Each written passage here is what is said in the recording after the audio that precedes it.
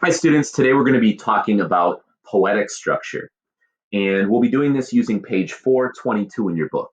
So if you don't have your book open right now and with you, you might have noticed already if you read your on-campus topics board for the activities for today, which I hope you have, you're going to need your book out, page 422. Just pause this video, get your book out so that you're able to work along with us and write the things you need to write in. But we will be studying about blank verse and iambic pentameter today.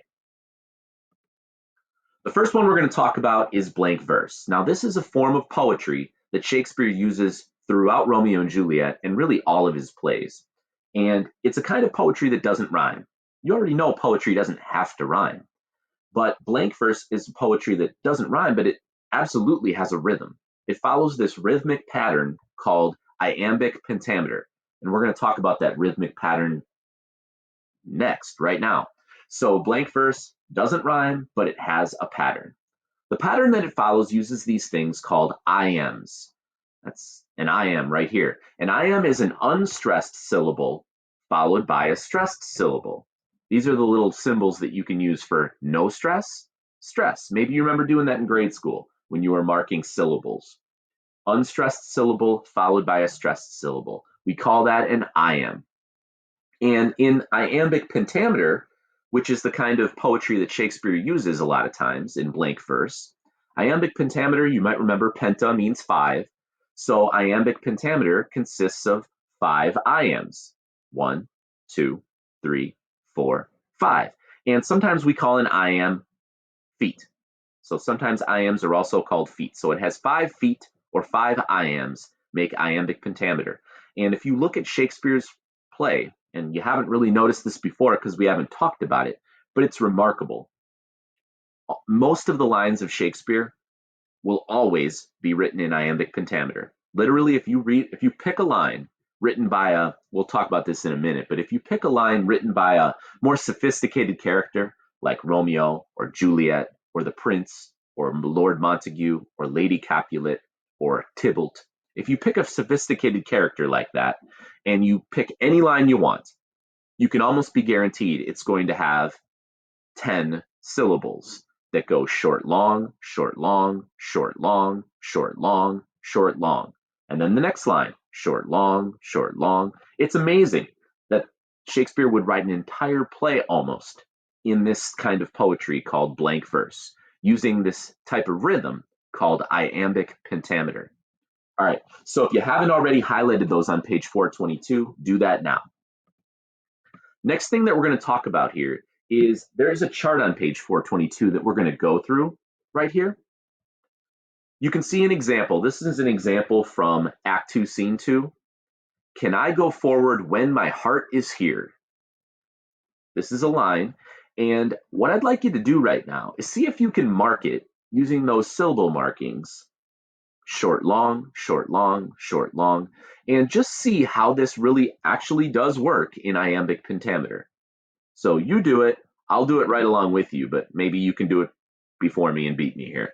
All right, so short and long, short, long, short, long, short, long, short, long.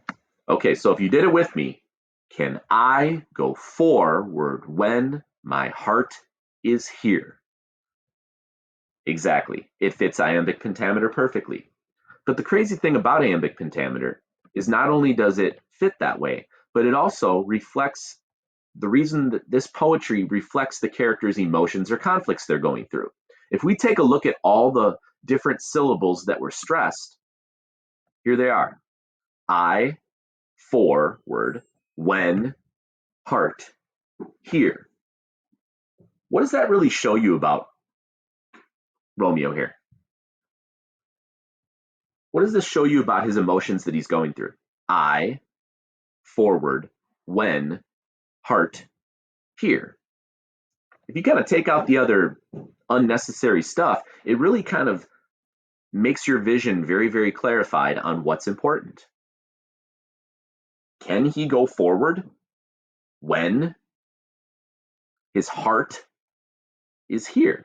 It really stresses what's important and helps you to get to the focus of the emotions that the characters are going through. Here's the next line.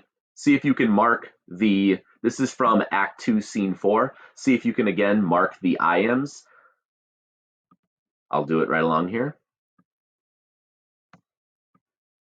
But my true love is grown to such excess. So right there is your iambs. And if you look at them then, you can see the words that we highlighted, my, love, grown, such, excess. Boy, does that show you what's important, right, in this line? The love is growing tremendously.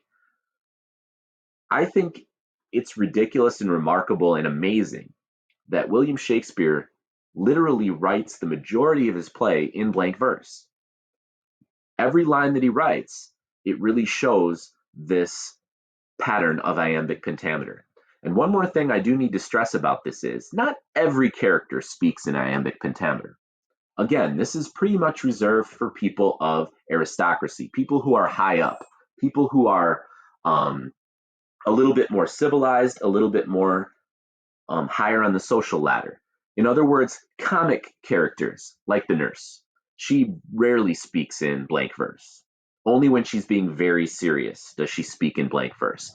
Characters like Peter or Samson, uh, poor servants, and things like that, when they're just being funny, they don't speak in blank verse very often either. But as I said, characters like Romeo, Juliet, the friar, they're almost always going to have their lines written in this iambic pentameter, which is a form of poetry called blank verse. All right, that's what you need to know. Make sure that you have these notes written in and also that you are prepared to take the Pearson quiz that is today.